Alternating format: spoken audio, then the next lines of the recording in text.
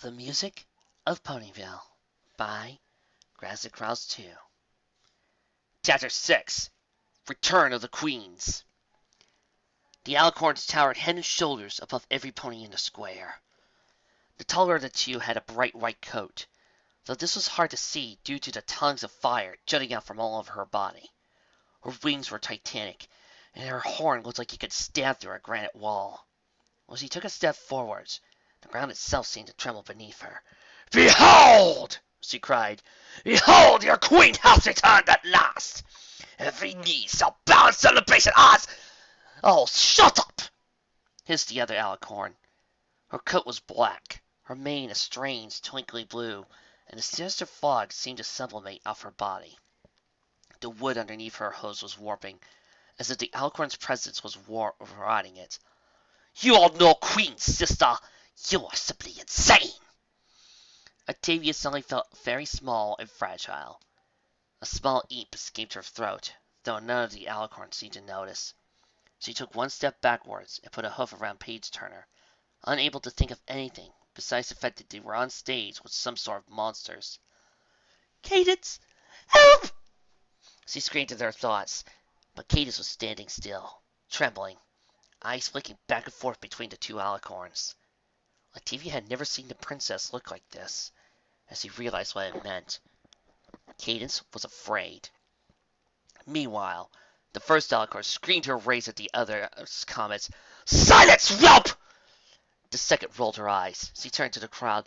"Yes, bow. Bow to me." Her eyes twinkled darkly. "That is, if you had any wisdom at all." The crowd was silent for a few moments. The two alicorns glared at each other, and their legs and bodies trembled, as if they wanted nothing more than to leap at each other and begin battle. Octavia took a step backwards. "Who are you?" called out a young-sounding voice. Scootaloo's, if Octavia remembered correctly. "I," boomed the first alicorn, "am Celestia, queen of all Equestria, the greatest and—" Her mouth suddenly slammed shut, a tendril of black magic wrapping around it. The second alicorn laughed. "Ha ha ha ha ha! Queen! Once, perhaps, but no longer. You are a fool, sister, and insane, fit to rule, unrule even the solidest fiefdom." She turned to the crowd again. "I am Queen Luna Equestrius!" "Nightmare Moon!" yelled the pony. "And the other one is Burning Sun! They're here to kill us!" The crowd screamed. The black magic around Celestia's mouth vanished in a burst of fire as the alicorn wheeled on her sister. "Impudent wretch! Art thou still mad enough to challenge me, corrupt and depraved mare? This time there shall be not enough of thee left to steal away!" Nightmare Moon laughed, her body seeming to expand as darkness rolled into it. "Strength is not everything, dear sister. You are strong, perhaps, but I am clever. Shall we begin battle again? It will not be I who lies defeated. Submit now, and spare yourself to humiliation." Burning Sun launched a blast of flame at Nightmare Moon. The alicorn vanished, reappearing a few feet away. The flame hit the side of the stage and obliterated in a shower of flame and slag. The ponies in the front row of the audience jumped back, whimpering and crying out in fear. Meanwhile, a wall of fire appeared around the celebration area, cutting off escape.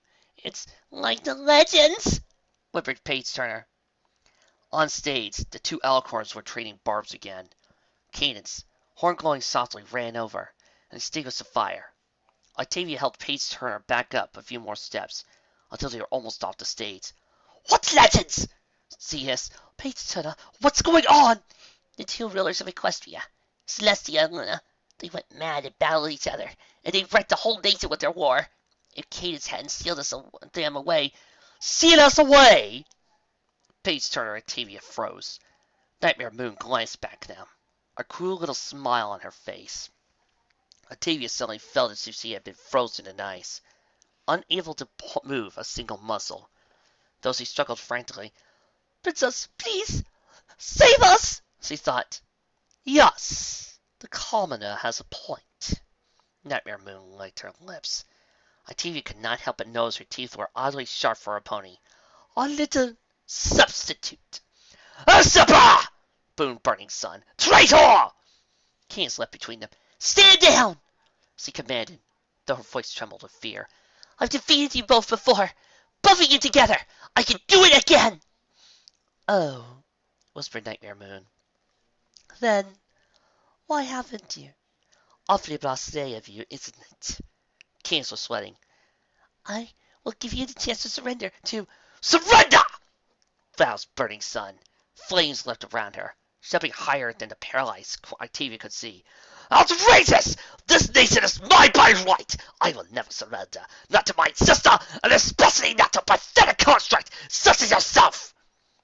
Okay, audience, who do you think is more hammy? Nightmare Moon or Karana? Put your answers down in the comments. If Octavia could have moved, she would have frowned. Construct? What? A few ponies were murmuring at this, and Nightmare Moon's ears perked up. Oh, you mean she never told?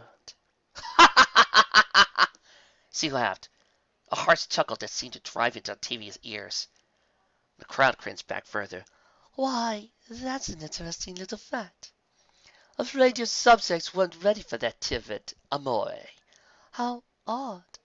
I thought they loved you so very, very much. Cadance backed up a few steps. They do love me, she insisted. That love is what enabled me to use the elements to steal you away the first time. Treason! Repeated Burning Sun. Will you shut up? Snapped Nightmare Moon. Ah, amore, how soon we forget. They love me too. You lied to your court and your subjects. You manipulated them, altered their dreams, brainwashed them. That was no real love. Cadance looked at Burning Sun. And you simply threatened them into submission. You destroyed all who spoke against you, burned rebellious cities to ash. Neither of you are fit to rule any pony! Burning Sun continued to fume, but Nightmare Moon laughed just again. Ha ha ha ha ha! Real love, strange. I wouldn't think love based on a complete and utter fabrication is any more real than my compulsory love. She wondered her feeling. Shall I tell you, little ponies, who you really are? Cadance took a long breath. Speak as you wish, Moon, but cease this destructive conflict. There shall be no peace! Roared Burning Sun. Not until I am encompassed on the throne! She sent another blast of fire at her sister, who threw herself to one side.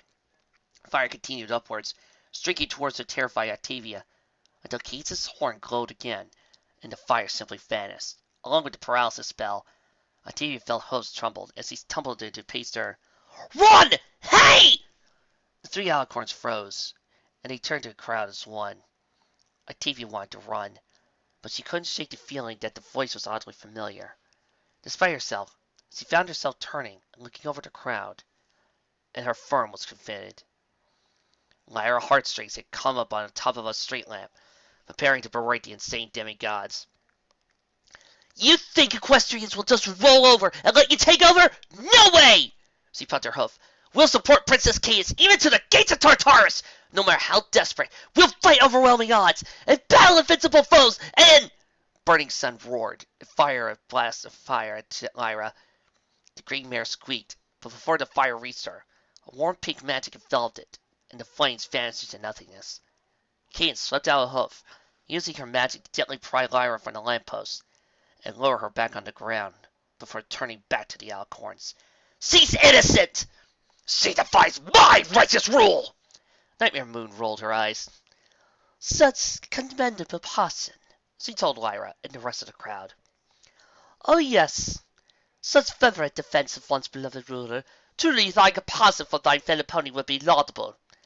That is, were it for a pony at all. No pony said anything for a moment.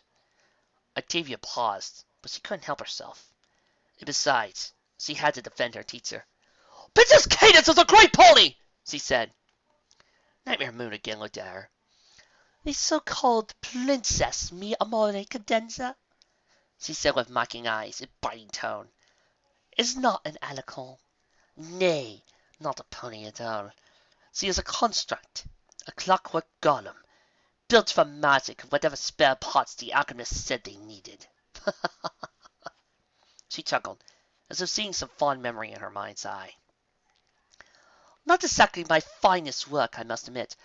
Foolish compromise from a pathetic master! Burning Sun stamped her hoof, and Cadance was suddenly surrounded by a ring of fire. When I first realized mine obligation to rule on Equestria for all time, not to stay, my sister objected. She would not give me my rightful night, nor dawn, nor dusk. Oh, we bickered endlessly over when exactly each of us took over, said Nightmare Moon, tone bright, like she was a school teacher, and the sensei of her class. Does night begin when the sun begins to set, reaches the horizon, goes completely under the world? But if it's cloudy, one of my sisters was too busy terrorizing some poor village and lowered it a few minutes late. Did I get credit? Such fighting. Octavia stared. She told herself it had to be lies. That these two were monsters who seemed bent on wrecking the world in pointless struggle. But she knew that were one of them lying, the other would gladly expose it to show her up. The only reason they would agree on this would be if it were true. And so our wisest minister, Starswell the Bearded, proposed a compromise. We will create a new alicorn, our junior, to handle the dawn and dusk. We never need again clash directly. And not lasting all of 150 years, Belly and I belong to one such as us. Honestly, in retrospect, I served us to rot an asteroid unused before, sister. I will melt thy head on Canterlot Castle! Octavia looked at Cadance, waiting for her to deny what they had just said. But she said nothing. She just stood there, horn at the ready, but otherwise silent. Anyway, I think we're getting off topic. Nightmare Moon smiled. Sister, and Gollum, I am not without mercy. Yield to me now, forever abandon regal ambition, and I shall grant you your lives. Burning Sun extended a hoof, blasting out for 3 full feet in front of her. No! Kneel and submit, or die! Never again shall ponies suffer thy manipulations and deceit! Because burning their homes down is so much easier. Nightmare Moon grinned. Well then. Oh, I'm sorry. One more thing. Gollum, if you plan to make some big show of the elements, now might be a good time to do it. That is, if you can still wield them. There was silence. Perhaps some other powerful spell. Surely the Princess of Equestria must know a few tricks for dealing with 2 interlopers like ourselves, mocked Nightmare Moon. I have no magic to stop you. You know that, said Cadance quietly. Precisely what I thought. A mere construct could never hold onto such artifacts or any magic of significance for more than a few moments. Nightmare Moon shook her shoulders, as if liberating up. Make peace with whatever ponies still love you, Gollum. When I have executed my sister, I will return to exact my vengeance for your betrayal. Absurd! Said Burning Sun, eyes blaze. The traitor dies here and now! Her body glowed. A wall of fire swept at Cadance as Octavia's heart leapt. Then, cold black magic was swarming around, choking Burning Sun. Flames fizzled and weakened. Though Cadance still had to dodge them. The remnants still blasted through the back of the stage and the shops across the street behind the stage, which began to collapse immediately. Shouldn't take your eye off the target, said Nightmare Moon. Now! With a blast of flame, the magic cloud vanished, and Burning Sun was charging at her sister. Nightmare Moon vanished in a cloud of blue fog, but Burning Sun swept out blasts of fire, found herself in expanding fears. Hiding in fear shall not save thee! Corona, not to incur your wrath, but, I think Nightmare Moon is owning you in the cool bad girl department. Just saying. Cadance slipped off the stage in confusion, sparing only a brief spell to thrust Octavia and Page Turner back into the relative concealment of the backstage area. Octavia immediately dove down and peeked under the curtains, just in time to see Cadance casting a spell, tearing a hole in the flames surrounding the square. Boys immediately began to stream out in a panic as the 2 alicorns dueled on stage. Pathetic! Roared Burning Sun. A moment later, Octavia saw the white-coated mare smash her sister onto the stage so hard, wounds splintered and shattered. Flames ran all over their bodies, and Nightmare Moon hissed in pain. Burning wood fell into the square, settling the closest booths and stands alight. No, no, whispered Octavia. This cannot be happening. Please, Turner, you know the legends. How can they be stopped? I don't know them that well. Princess Cadance was supposed to be able to beat them. Pace Turner was sweating and shaking. Octavia, they're going to kill us all. No! Princess Cadance will do something. I am certain of it, said Octavia. She just, when she thinks of a plan, she will phone! Nightmare Moon sweat a hoof out. Thick tendril of magic wrapped around a few ponies who hadn't managed to get out of the square yet. Octavia recognized the former Applejack, the mayor, and the decorating pony rarity among them. They froze for a moment, then collapsed. Their coats began to fade as Octavia watched. Ha! Nightmare Moon reared back a hoof and struck Burning Sun in the face, throwing the bigger alicorn out of her. She seemed stronger, Octavia noted, as if she were draining power from the pony she had snared. Pure strength is nothing when one knows the subtle magics of mind and body. That is true power! No! Cadance hurried to the fallen ponies, her horn glowing. A pink beam swept out and struck the tendril, severing it. The ponies on the ground grasped for air and twisted for a bit. Cadance helped her to get to their feet. Behind them all, as the last of the scissors raced out of the square, Cadance's guards began to hurry in. Hey, Cadance, you know, not to distract you, but that captain of the guard over there is one sexy beast. Enough of this! Bellowed Burning Sun. She rose into the air, eyes glowing bright. This is the end, sister! Pete Turner screamed and ran out the back exit of the stage. Octavia couldn't have looked away. Her teacher was out there, trying to save every pony in. A massive blast of fire swept down at Nightmare Moon. This is a ball of concentrated darkness, pulsing, and somehow malevolent, despite being a little more than a spear. Raced to meet it. The two met halfway between the alicorns. The shockwave sent Octavia flying back into the sound booth. That was all she knew of the fight. oh. Only a few minutes had passed, at least according to the clock that had fallen off backstage now, and lay among the rubble. Octavia groaned, putting a hoof to her sore head. She wanted to get into a bed and sleep about 3 days. But as her vision cleared, she saw the rubble and debris of the class building, walls for that matter, of the backstage area. She recalled why that wasn't an option. Her teacher was still out there, and Octavia had to see if she was all right. She wouldn't be able to rest until she did so. She rose to her hooves and stumbled for a few steps, then righted herself and made her way to what had once been a curtain and was now ash, smoke, a few useless threads. Stumbling out into the stage proper, or what was left of it, she looked at the square and saw only devastation in the moonlight. The booths were burned. The lampposts had been ripped out and thrown down. Even the old trees near the square were toppled. The nearest houses didn't seem to have fared any better. At least there were no ponies around. Octavia didn't see a single corpse or injured pony anywhere in the mess. Her teacher, she thought. Her teacher had protected them and saved them, just like Octavia knew she would. In fact, she didn't see the alicorns either. Maybe Princess Cadance had already dealt with them, found some way to seal them up again, while Octavia was sleeping. That could be the case.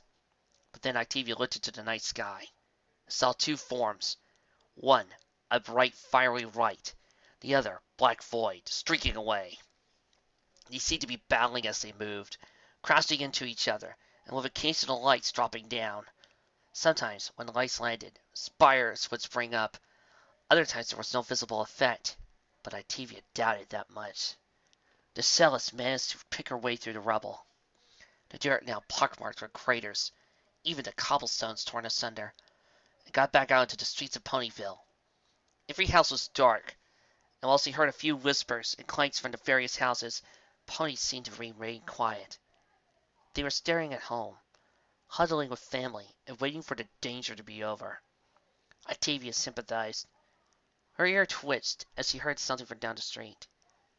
It was too far away to see in the dark, but it was definitely hoofsteps. Her ears never lied. Cadance could be making those hoofsteps, or at least her guards, who would know where she was. It was the best lead she had, and so Octavia hurried in that direction. Cadance, Turner, She found herself wondering. where did you go? Are you back in our room in City Hall? She had enjoyed the assistant's company. but never longed for her presence like she did now. Still, she was all alone in a dark town, and there were nigh omnipotent monsters on the loose. It could be reassuring to have another pony to be with. She wished, suddenly, that she had fled when Page Turner had, but it was too late now. Besides, surely she could find the assistant after speaking with Cadance. Page Turner had always been urging to open up to her, and now she would. Still, they had to wait until Cadance was located. The steps were drawing nearer, and Octavia picked up her pace. She would, she told herself, see Princess Cadance right around the next corner. She would see her, and Cadance would tell her everything would be fine. She already had a plan to deal with the tyrants. But when she rounded the corner, she saw no alicorn, just a quartet of guards, headed by their captain, a stallion named Shining Armor, whom Octavia had met in passing a few times. Excuse me, she said. The guards wheeled around, swords and spears at the ready, but Armor quickly waved them off. What is it, Octavia? I was wondering where Princess Cadance was, said Octavia, managing to keep her voice fairly even. I wanted to talk to her and... The princess has left Ponyville, said Armor. Octavia froze. What? But... She left to allow Burning Sun and Nightmare Moon in an attempt to prevent them from hurting innocent ponies in their feud, said Armor. But... Octavia could not help but sputter. But they can't hurt her, right? There was just talk. No. Shining Armor shook his head. Before leaving, the princess told us that we are to mobilize the rest of the guard and follow her, because they could kill her. His voice firm and resolute. Subplane must take on the job of protecting Equestria if she's not available. Octavia could not bring herself to say anything, but she looked at the sky, and at the fading lights that were Burning Sun, Nightmare Moon, and now, as he squinted, a little pink dot that was likely the princess. She felt tears coming to her eyes. No, she whispered. Princess! Chapter 7. Alone and unloved at the end of the world. The sound of music filled the halls of the Philharmonica estate. Octavia strained to hold the cello upright. She had been practicing for quite some time already, but she still had not mastered a piece. It was the last section, a series of complicated trills more commonly found on the Lyra violin than the Lars and waiting cello. The trills should have sounded bright and tinkling, like the sounds of a fast mountain stream bubbling through the rocks. Instead, they ran together in one tangled mess. The image evoked was not a clean stream, but a mud-clogged canal. The cellist gritted her teeth and prepared to try again. She had been working on this one piece, the first of Fenegrin's cello sonatas, for over 2 weeks now. She had to master this piece to have any hope of the others. They didn't get any easier after all, but she just couldn't make it work. She briskly shook the leg that used to hold her bow. It was sore and tired, the fine effort of making extremely precise movements for hours taking their toll. But she couldn't help but glance at the clock and notice it was almost dinner time. No pony would find fault in her as she stopped, rested, maybe even took the rest of the evening off. She could hate, or play a game in the lounge, help Viola and Melody study through her exams, do anything else he wanted. She was the third child, after all, neither heir nor backup, so she was free to indulge herself in diversions she chose. But Octavia shook her head. What she wanted was to finally master this piece, and prove, to herself, if nobody else, that she had what it took to be a musician. She would not stop just because it became difficult. She would get it done, whatever it took. So she brought up her bow and began to play, and, at last, she produced just the sounds she wanted to hear. The trills were light and airy, and few ponies would have thought the cello capable of such sound. She moved her bow over the strings, rapidly enough to achieve the trilling effect, yet with such a light touch that the ornamentation never overwhelmed the main theme. Each trill moved into the next, strictly controlled by the structure of the melody, and no two mixed prematurely. They sounded not like one stream, but several, and the entire mountaintops were bubbling and tinkling in harmony. When Octavia finished, she collapsed on her chair and almost dropped her cello. Sweat dripped down her face. Legs, barrel, and even her hooves ached, but she didn't care. She had done it. She had mastered, at long last, the Paganini Cello Sonata No. 1. Then the door opened, and Princess Mia Cadenza walked in. Octavia was frozen for several moments before she remembered an earlier conversation. Her parents had told her they would be meeting with the princess today to discuss some tax issue, and her etiquette lessons kicked in. She threw herself into a bow, bonking her head onto the ground in her haste to genuine effect. "Princess!" "You may rise," said Cadenza, voice gentle and warm.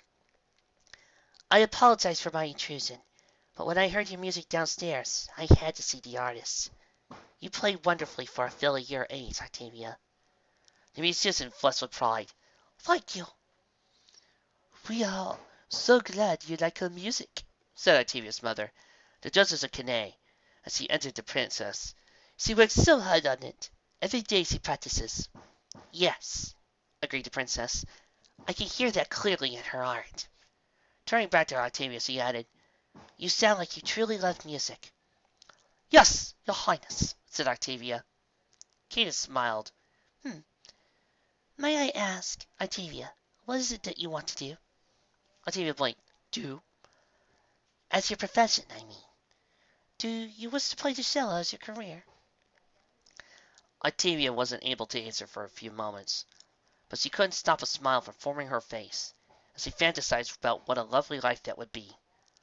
"More than anything," she said. Cadance looked back to the Duchess. "Her ability is extraordinary. What kind of training does she have?" 2 to 3 days a week. She went to Philadelphia last summer to study a music camp as well." Cadance nodded as he approached the young cellist and turned to Octavia. "I might be able to offer some assistance as well." Octavia's stomach felt like it was turning over.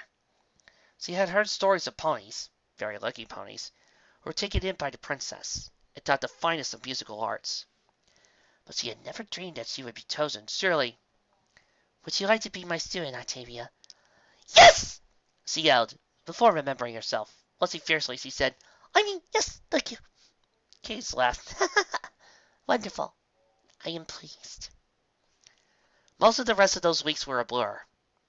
Octavia had practiced, said goodbye to her music teachers and fellow students, been hugged approximately 1,000 times by her tearful sisters, and so forth. Of all the goodbyes, there was only one moment that stuck out. Cadance had visited Tanae to pick her up to take her to Canterlot. This was a tradition she performed with all of her students, dating back thousands of years. As Octavia was saying her final goodbyes, her mother gave her one last hug, and her father one last bit of advice. "This is a big responsibility," he said. "Do your best. Become the Fluttershy we all know you can be." Octavia smiled. "I will." "Aunt," she vowed, "I won't let you down." She turned from her parents to Princess Cadance.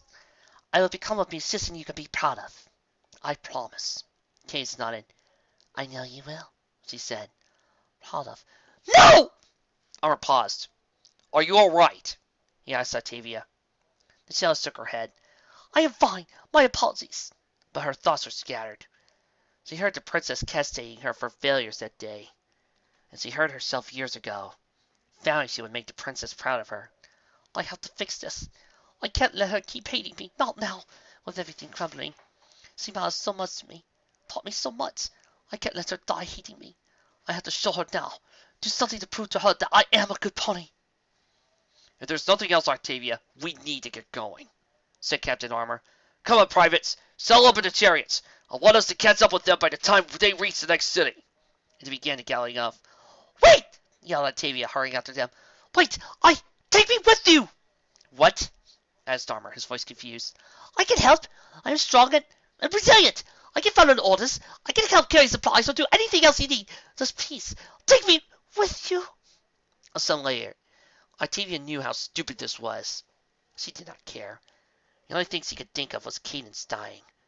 Her last thoughts about how his student was a failure. "You're kidding, right? We're heading into a war zone." "I do not care about that.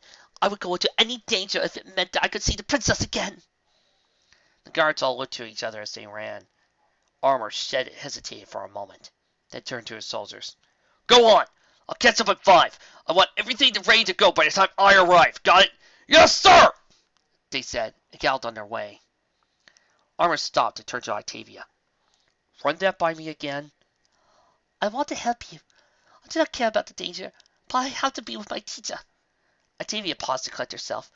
I served him faithfully for years. Please, allow me this. Armor stepped closer to Octavia, looking down. Octavia? He's going to say yes. Yes? The cellist asked. Armor snapped his head back, glared at her, teeth bare. It, he hissed, is not all about you!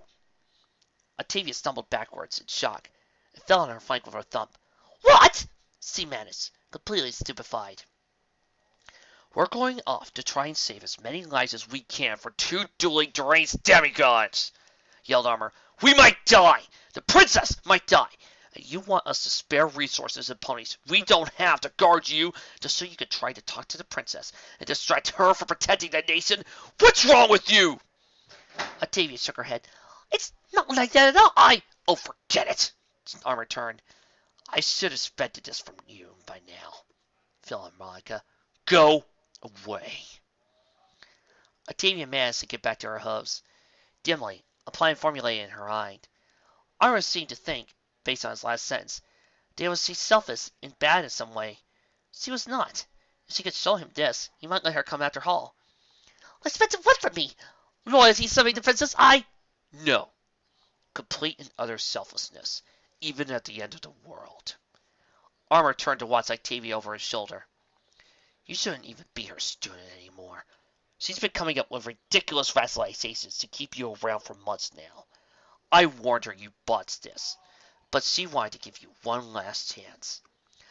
This is absurd! Protested Octavia. She has not told my musical skills unsatisfactory. On the contrary, my ability remains locked in your rooms, along with you, most of the day. Armor scowled. What do you think the princess was teaching you for, Philharmonica? Her own amusement? Your own gratification? She wants her students to go forth and share their talents and skills with the world. I've seen her train up a lot of ponies. She's happy when they master a difficult piece, but she's ecstatic when they move to a crowd to tears, or instill a love in music in a foal who never before knew what music could sound like. When have you ever done that? I never! You sit in your room and practice, and no pony hears a note of it. You don't play for the other students, never mind Canterlot and Lawrence. Maybe you're the greatest musician in the country, but her other students, the ones you think are inferior, the ones who waste time on their hobbies, are out every weekend, in clubs, little parks, and bars, making ponies happy with song. They've done 10 times more with music than you ever will. I have my reasons! Octavia tried to think of an argument. I cannot play in public yet. I'm not good enough.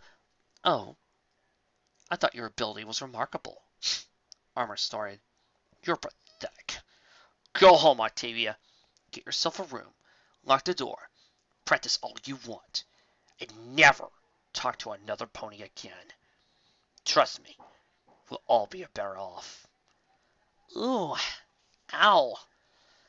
I felt that. I felt that sick burn. Ow! Ow! Somebody you're going to need a senzu for that one. Ow! He began to gallop away again, and Octavia was paralyzed for several moments in shock. Finally, she shook herself out of it and began to race after him. There's all the more important. I go with you. If I have let her down, I have to apologize. Accept a rebuke. Too late! Yarmer yelled back. You've had years to figure it out, and now the world's ending. You realize at last what it means something to you? There are more important things going on here for Monica than your own personal redemption. He shook his head. Yeah, Octavia, the world might end. The princess might die. And still never known you as anything other than the most selfish of her students, who would rather bury herself in her own work than to use it to brighten another pony's day. You know what? That's on you. But, Octavia interjected. Armor's horn glowed, and a picket stone surrounded Octavia. She cried it out as he ran into it, and stumbled backwards with a heavy thump. And I am not putting my guards at risk to watch you so you can make yourself feel better. You've made your bed. Now lie in it. He was gone, running off into the night. No! Please! Cried Octavia, hammering at the door with her hooves. But, though she was strong and sturdily built, she couldn't make so much as a dent in it. It wasn't until she saw the fleet of chariots rising into the sky, vanishing after the alicorn, that the dome vanished. Octavia knew by then it was too late. The princess was gone, and she had no way to get to her. Darn grass and clouds! Why must you be so mean to her? Why must you be so mean to this poor little bow tie wearing pony? I mean, jeez, I thought I was being in my fix. No, she whispered, forcing herself to her host. No, it isn't true. I won't let it be true. Not now. No, everything ruined. It's wrong. I'll prove it. With a start, she remembered Paige Turner. Of course! She's by herself, too, all alone in a strange town, and with the tyrants wrecking everything, she must be terrified out of her mind. Octavia nodded. She would go find Paige Turner immediately and make sure she was safe. The two of them could think of something to do next. Find a train or some other mode of transport to pursue the princess. They could get out of Ponyville, catch up with Cadance, and Octavia could then do whatever it was in her power to help her princess save the day. Besides, Paige Turner had always insisted she and Octavia were friends. Octavia really not thought about all that much, but in these circumstances, she found herself desperately yearning for somebody she could call a friend. Now that she could show Paige Turner that all the pony's efforts to reach the cells had not been in vain. Right! Octavia looked around and oriented herself with respect to Town Hall. She's probably crossed under the covers, scared out of her mind. I will find her and comfort her. She nodded to herself. Everything is going to be all right. Paige Turner was not, as it turned out, in City Hall. In fact, all her belongings had hastily been packed up and removed what looked like a hurry. Dedicated to Octavia, she was trying to flee town. So, she dashed towards the train station as quickly as she could. To her surprise, a train was running. The cellist wondered if the engineers and conductors had been in town, and now wanted to return to somewhere where their families lived. A large number of ponies were swarming the platform and packing onto the train. Octavia guessed that most of them were the staff, security, and out-of-town guests for the Vernal Equinox. There were all sorts of ponies, from finely dressed mares and stallions to young foals that were being carted along by frantic parents. And over there are sassy saddles. There were ponies in construction outfits, train engineers, a janitor crew, and an orange-coated, pink-maned pony that Octavia knew quite well. Paige Turner! The cellist screamed, dropping off the stand and fighting her way through the crowd to reach her friend. Paige Turner, wait! Your pony turned surprised. Octavia, what is it? Where are you going? Octavia asked. I've been looking all over. Never mind. She grabbed Paige Turner and began trying to pull her out of the crowd. I'm so glad I followed you. You are? Yes! Octavia shook her head sagely. The princess and her guards are pursuing the alicorns. They aim to stop them from hunting civilians and Octavia, I really don't care right now. She jerked her head at the train. This is the last train. I'm getting back to Canterlot, okay? If the world's ending, I want to be with my friends. But, Octavia blinked. Paige Turner, wait. We can pursue Cadance. She trailed off, realizing how slapdash her plan had to sound. Or we can stay here while we figure out our next move. Here? Octavia, this place just got attacked. I'll protect you, insisted Octavia. You know how strong I am, and she paused. I cannot go home, not yet. You're my friend. I need you to. Friend? Paige Turner blinked. Octavia? No. No, I'm not. It was now Octavia's turn to stare. I have been trying to get you to open up for 2 years. I invited you to parties. There are friends you might like. I even put together that hot balloon trip with the other students a few months back. But you told me you didn't care every single time. You've been saying for years that we aren't friends, that you don't need friends. All you need is music. Paige Turner adjusted her hoof at the sky. Well, fine. You've got what you want. I won't bother you anymore, okay? Never again. That's not what I want. What? Because the world's ending and you wish you had somebody to be with? Tough! Paige Turner turned her back on the cellist. I've tried for years, Octavia. I stayed up nights trying to figure out how to get up through to you. I wanted you to have friends. But none of that mattered to you. Even today, When pony after pony was telling me how bad you made them feel, I covered for you. I still believe that if you just drew the harm you're doing, you would apologize. But I was wrong. You didn't care about me. You didn't care about any of the ponies in town whose day you ruined in order to set up a concert yourself. You don't care now. You're just scared. Octavia felt as if somebody had hit her in the chest with a sledgehammer. That's not true, she whispered. Please, please, leave me. Doesn't matter. Even if you really want to be friends, it's too late. Paige began to move back toward the train. I'm going home, Octavia, to my real friends. Maybe they aren't great musicians, but they're happy when I'm happy, and they comfort me when I'm sad. And I'll be a little less afraid of the end of the world if I'm laying with them. Stay here if you want. I'm leaving. Octavia reached out with a hoof as he began to move onto the train, the now flashing lights and blowing its horn, apparently getting ready to depart. Wait! You wait! Wait will you tell Octavia, said Pacer. Isn't that the only friend you need? Octavia didn't know what to say. Oh, gods, and I thought Trixie was a wooby. Oh, Tavi, come here. Later, the train had left, and Octavia was similarly numbly on the empty platform, tears running down her face.